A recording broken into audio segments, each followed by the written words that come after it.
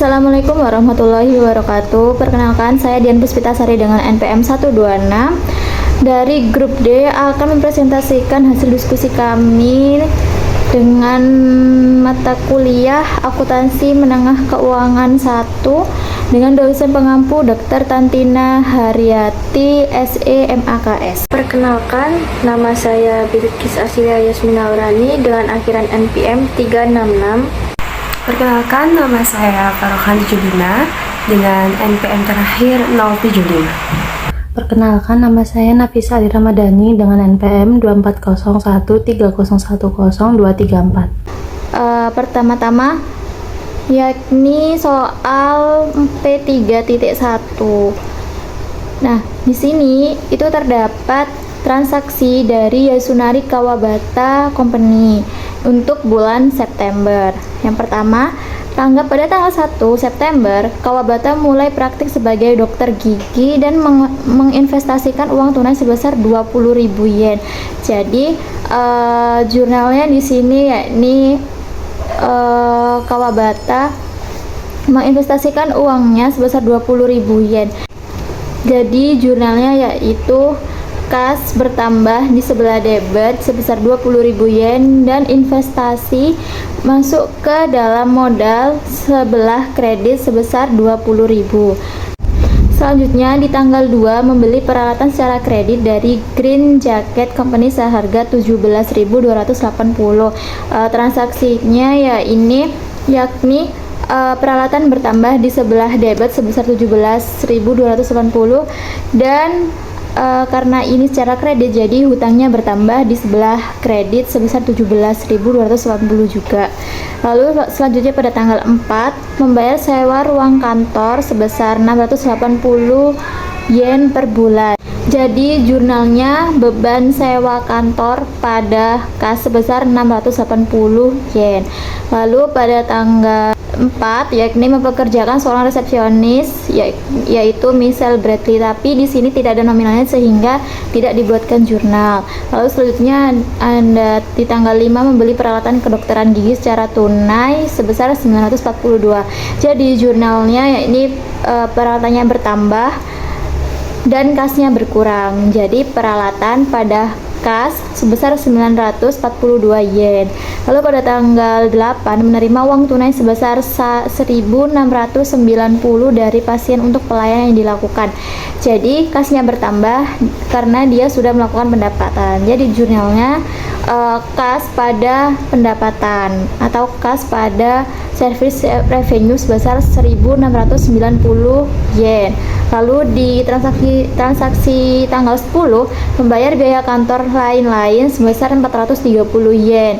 Nah, jurnalnya yaitu beban biaya kantor pada cash karena di sini dia membayar secara tunai, jadi cashnya berkurang. Lalu di tanggal 14 menagih pasien sebesar 5.820 untuk layanan yang dilakukan. Jadi di sini setelah melakukan pelayanan tetapi customer ini belum bayar, jadi jatuhnya ke piutang. Jadi jurnalnya piutang pada pendapatan sebesar 5.820. Lalu di tanggal 18 Pace Green Jacket Company secara kredit sebesar 3.600. Jadi dia membayar ke Green Jacket sebesar 3.600. Jadi di sini kasnya berkurang dan hutangnya juga berkurang karena sudah dibayar tadi. Jadi jurnalnya hutang pada kas sebesar 3.600. Lalu di tanggal 19 menarik uang tunai sebesar 3.000 yen dari bisnis untuk keperluan pribadi. Nah, ini bukan digunakan untuk keperluan bisnis tetapi untuk keperluan pribadi. Jadi dia benar-benar bukan buat bisnis.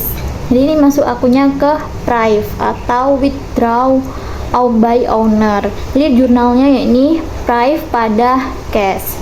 Lalu yang selanjutnya di tanggal 20 menerima 980 yen dari pasien secara kredit. Jadi dia sudah menunaikan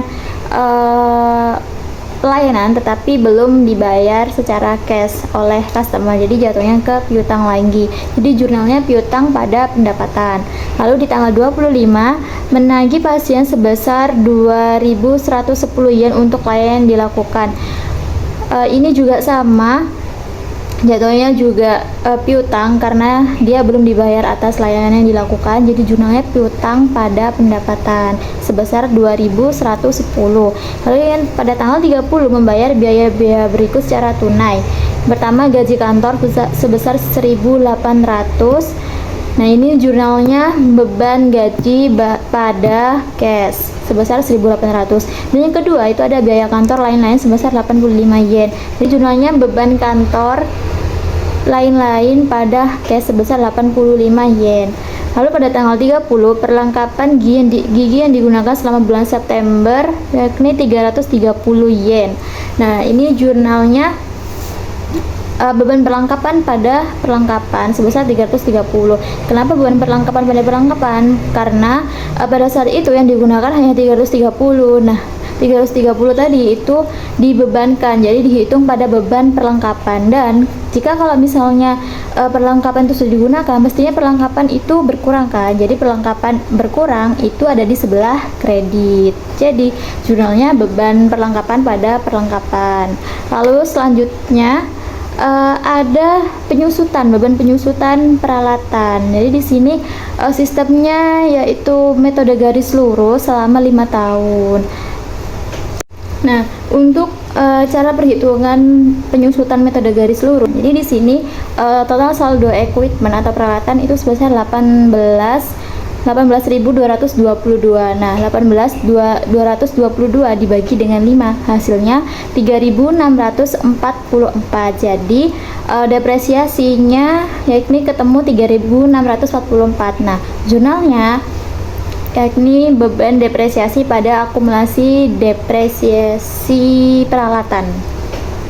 Nah, setelah kita membuat buku besar tadi berdasarkan transaksi dari tanggal 1 sampai tanggal 30, selanjutnya adalah trial balance. Nah, trial balance itu merupakan saldo akhir dari masing-masing akun, kemudian nanti dijumlahkan dan hasil dari debit dan kredit itu harus sama, harus balance. Nah, setelah grup kami mengerjakan, setelah diskusi panjang, telah diperoleh bahwa trial balance-nya yakni sebesar 48.254 di sebelah debit dan kreditnya juga 48.254 yen, seperti itu. Nah, untuk jelasnya ini cash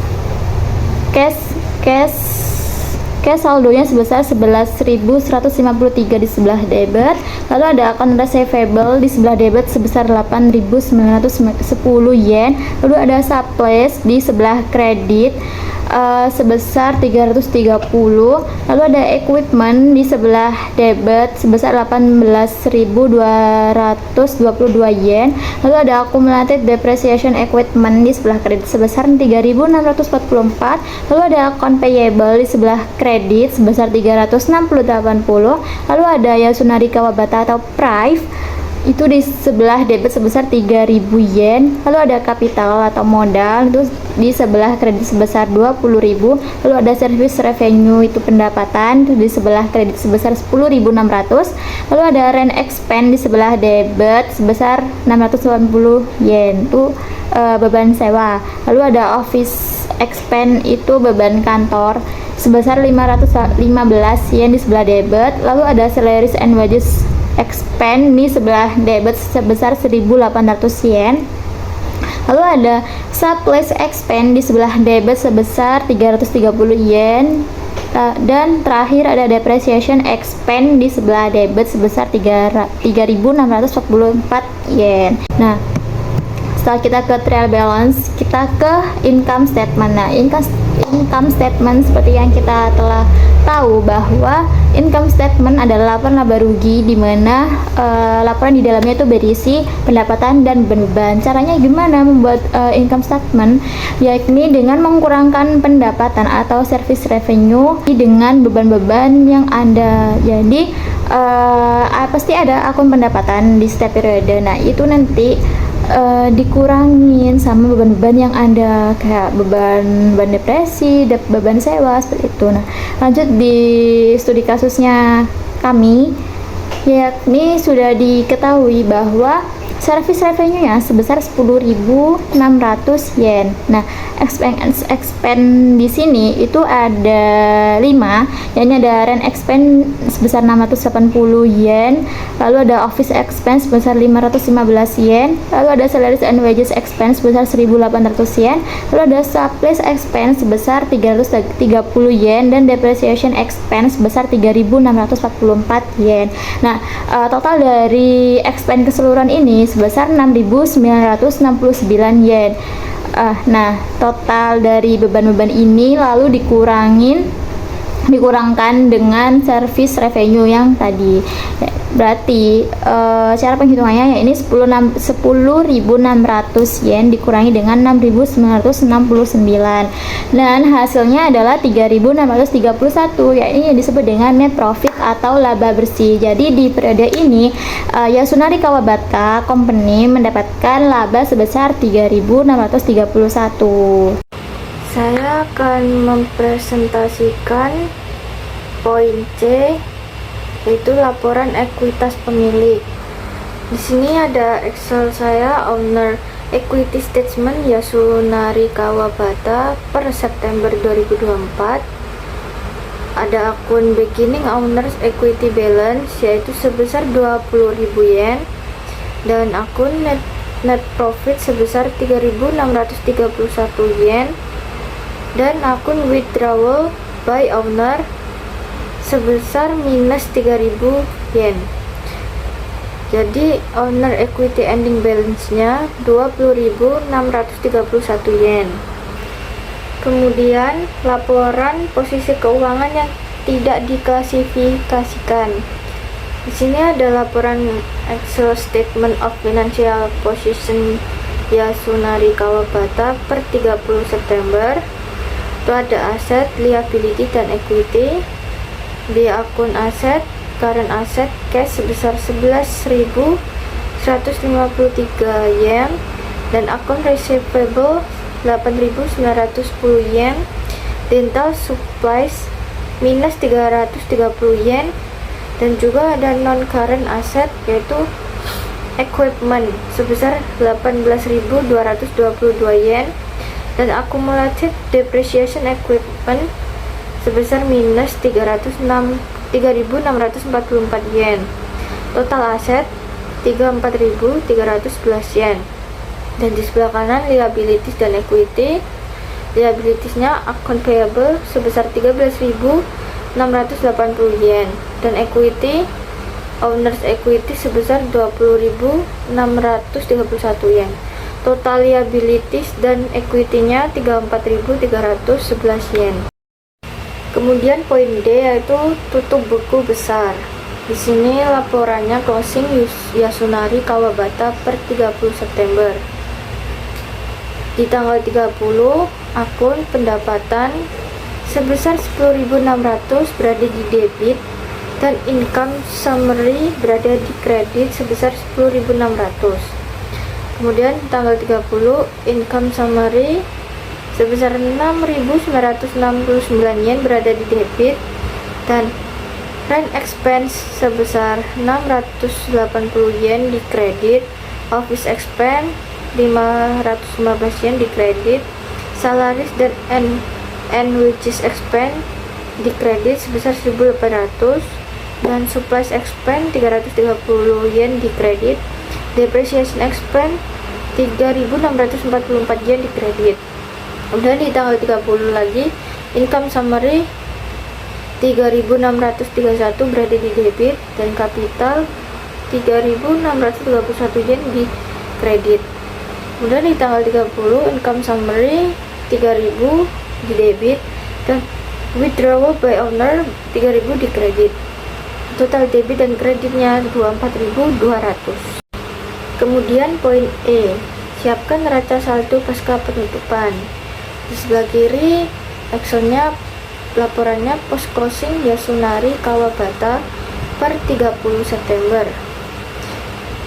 Ada akun cash sebesar 11.153 berada di debit, account receivable 8.910 di debit, dan supplies 330 berada di kredit, dan equipment 18.222 di debit, dan accumulated depreciation equipment berada di kredit sebesar 3.644, account payable 13.680 yen di kredit, dan capital 20.631 yen berada di kredit. Total debit kreditnya adalah 38.285. Selanjutnya di sini saya akan menjelaskan soal yang kedua, yaitu 3.4, di mana soal ini disuruh untuk membuat laporan keuangan dari Balai Innovation Center, mulai dari jurnal penyesuaian, neraca saldo setelah penyesuaian, laporan laba rugi, laba ditahan, laporan posisi keuangan, jurnal penutup, dan neraca saldo pasca penutupan. Di sini saya akan membahas yang pertama, yaitu jurnal penyesuaian. Dimana penyesuaian pertama yaitu persediaan. Persediaan awal dalam neraca saldo sebelum penyesuaian adalah 5.500. Setelah dilakukan pemeriksaan, persediaan yang tersedia hanya 1.500, sehingga perlu dilakukan penyesuaian sebesar 4.000 dengan jurnal biaya perlengkapan sebelah debit yaitu 4.000, persediaan sebelah kredit yaitu 4.000. Dan untuk penyesuaian yang kedua, penyusutan peralatan. Penyusutan peralatan yang terjadi selama periode ini sebesar 15.000. Penyesuaian ini dicatat dengan jurnal depresiasi peralatan sebelah debit 15.000, akumulasi penyusutan peralatan sebelah kredit 15.000. Sebelum penyesuaian, akun akumulasi penyusutan peralatan adalah 24.000, sehingga setelah penyesuaian saldo akhir menjadi 39.000. Penyesuaian yang ketiga adalah beban bunga dari wesel bayar. Wesel bayar tertanggal 30 November menghasilkan bunga sebesar 11.000.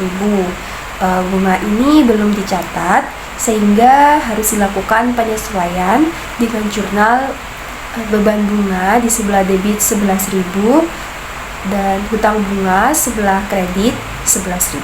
Selanjutnya neraca saldo setelah penyesuaian, di mana akun pertama ada cash sebesar 28.700 di sebelah debit.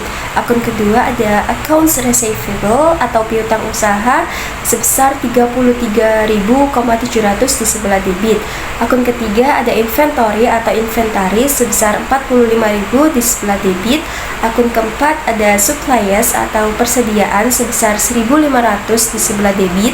Hal ini dikarenakan setelah dilakukan pemeriksaan di jurnal penyesuaian tadi, persediaan yang tersedia hanya 1.500.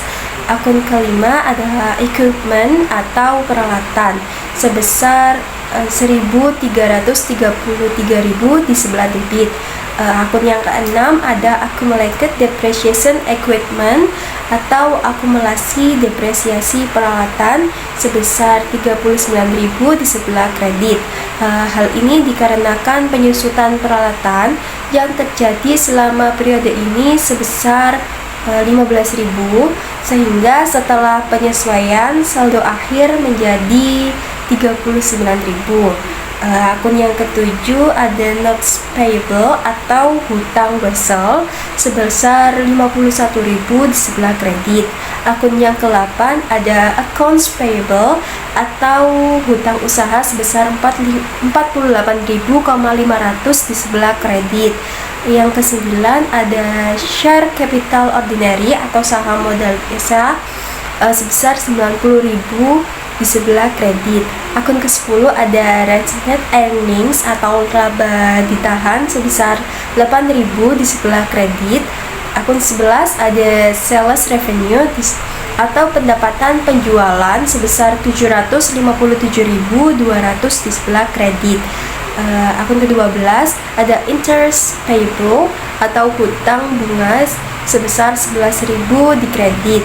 Akun ke-13 ada sales return and allowance cash atau pengambilan dan potongan penjualan sebesar 4.200 di sebelah debit. Akun ke-14 yaitu ada cost of goods sold atau harga pokok penjualan sebesar 495.400 di sebelah debit. Akun ke-15 ada salaries and wages expense atau beban gaji dan upah sebesar 140.000 di sebelah debit. Yang ke-16 ada advertising expense atau biaya periklanan sebesar 26.400 di sebelah debit. Akun ke-17 ada utilities expense atau beban utilitas sebesar 14.000 di debit. Akun ke-18 ada repair expense atau biaya perbaikan sebesar 12.100 di sebelah debit. Akun ke-19 yaitu delivery expense atau biaya pengiriman sebesar 16.700 di sebelah debit. Akun yang ke-20 yaitu ada rent expense atau biaya sewa sebesar 24.000 di sebelah debit.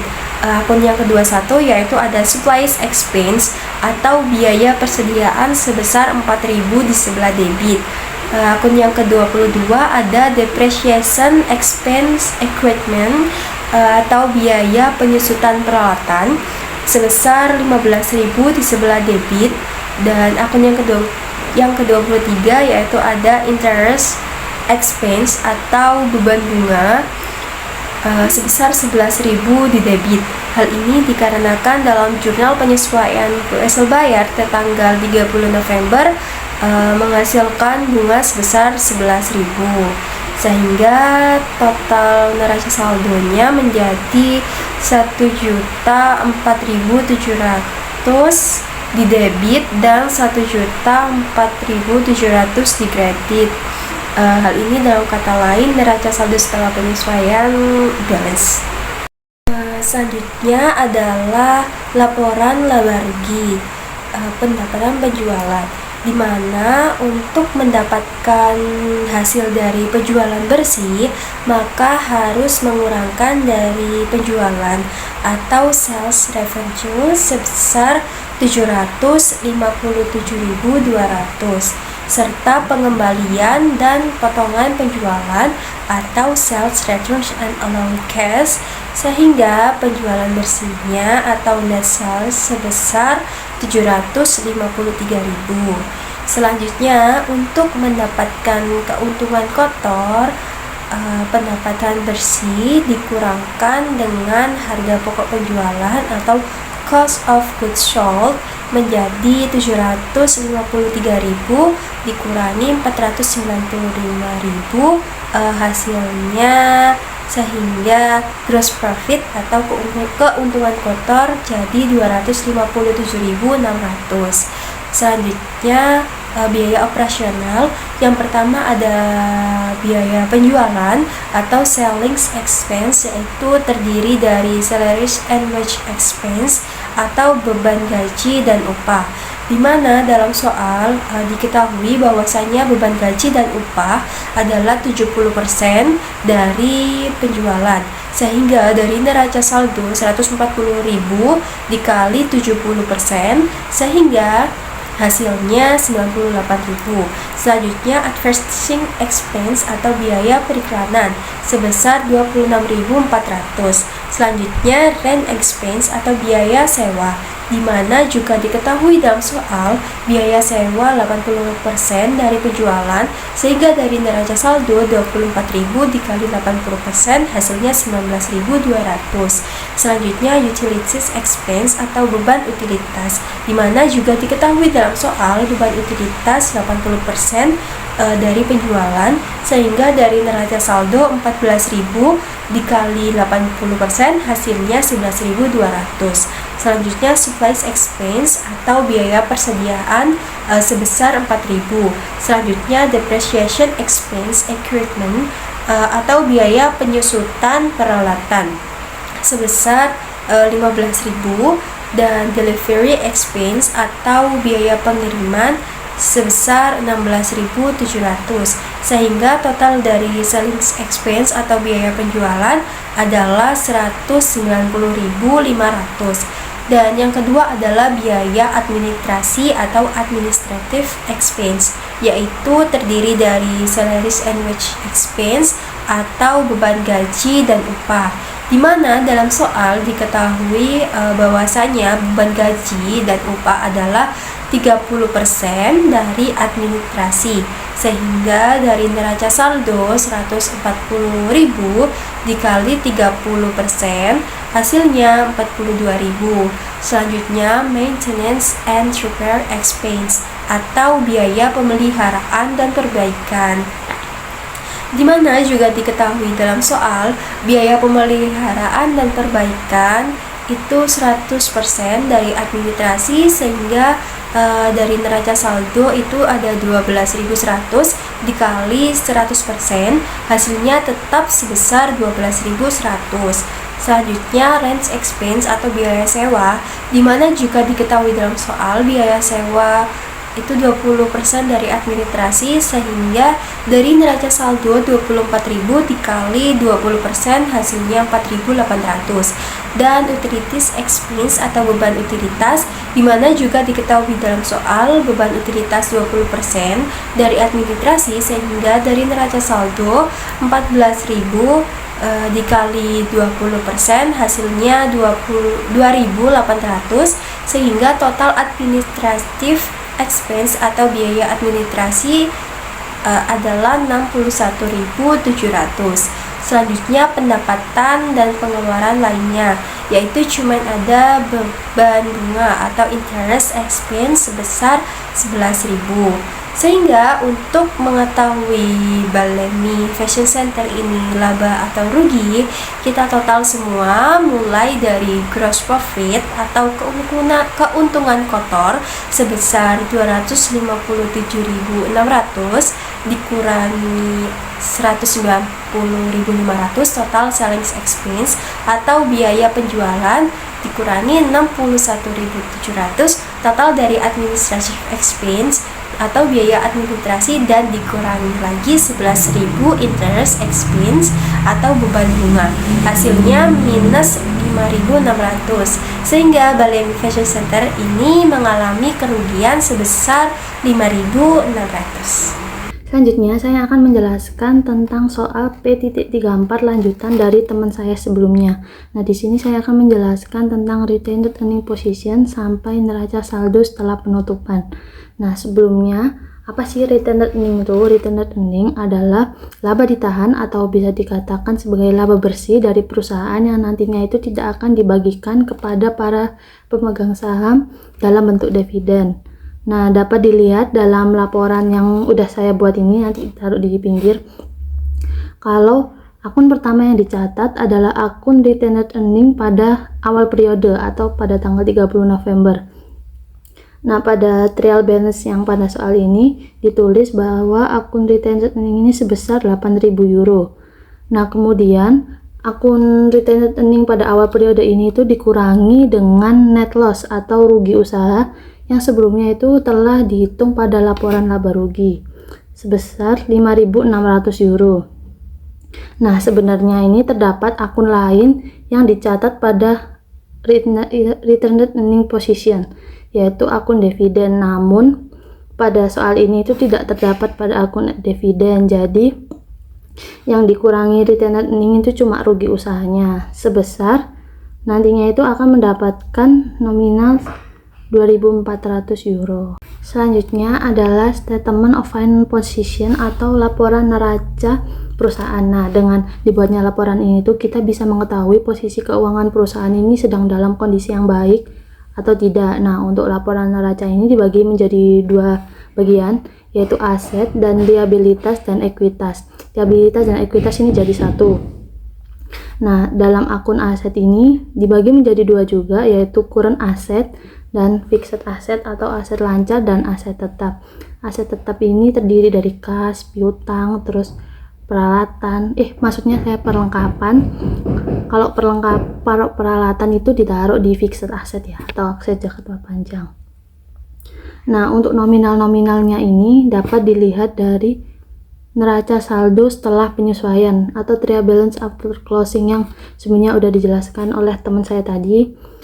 kas sebesar 28.700, kemudian piutang 33.700. Ini semua itu didapat dari neraca saldo setelah penyesuaian. Untuk yang bagian liabilitas dan ekuitas ini terdiri dari account payable atau utang, terus interest payable atau utang bunga, terus pada long term liability atau utang jangka panjang ini ada notes payable, dan yang terakhir ada modal atau share capital ordinary dan retained earning.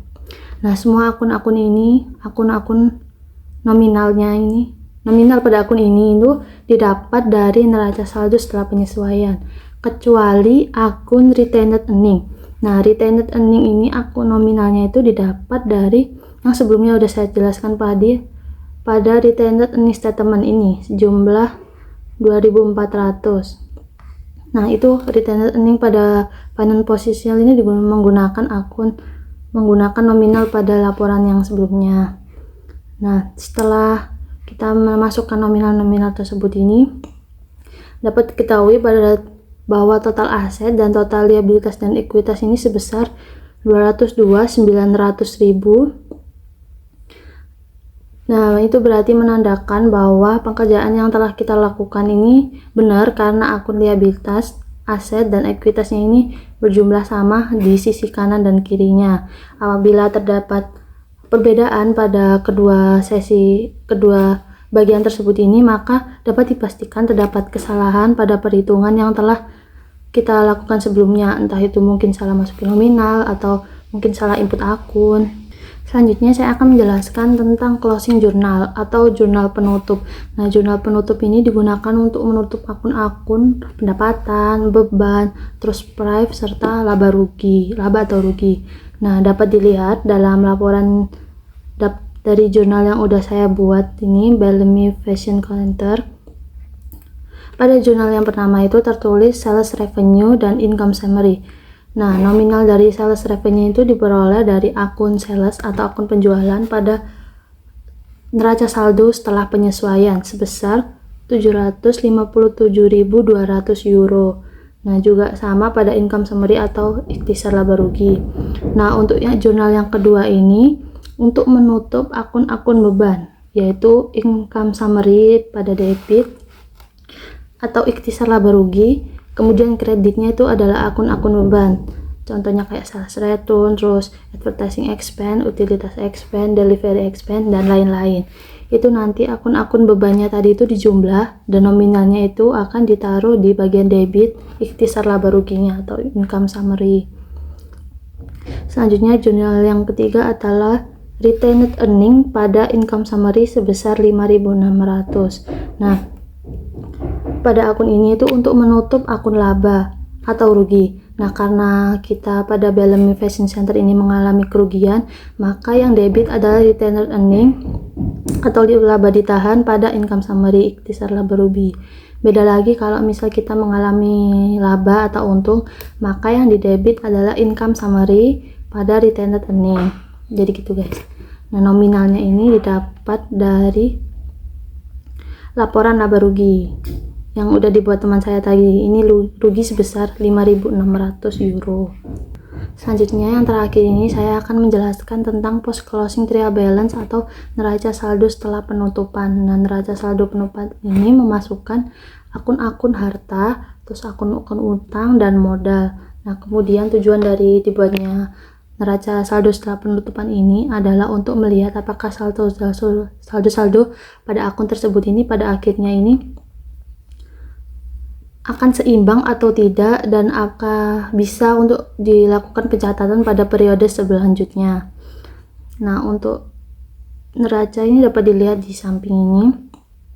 Dapat dilihat kalau akun-akun yang masuk di trial balance ini ada kas atau account receivable, piutang, inventory, sampai modal atau retained earning. Nah, nominal-nominal yang didapat ini adalah nominal yang seperti yang saya jelaskan tadi itu didapat dari neraca saldo setelah penyesuaian. Bedanya hanya terletak pada retained earning yang ada di bawah sendiri ini. Ini nominalnya didapat dari laporan retained earning tadi, laporan laba ditahan yang sebelumnya yang pertama kali saya jelasin sebesar 2.400. Nah, apabila saldo debit dan kredit ini sudah didapat sama, maka dapat dipastikan bahwa pengerjaan yang telah kita lakukan ini benar dan dapat digunakan untuk pencatatan setelah periode ini, untuk pencatatan selanjutnya. Nah, sekian presentasi dari kelompok kami. Terima kasih telah mendengar paparan soal beserta jawaban yang kami jabarkan. Mohon maaf apabila ada salah kata dan penjelasan yang kurang bisa dipahami. Wassalamualaikum warahmatullahi wabarakatuh.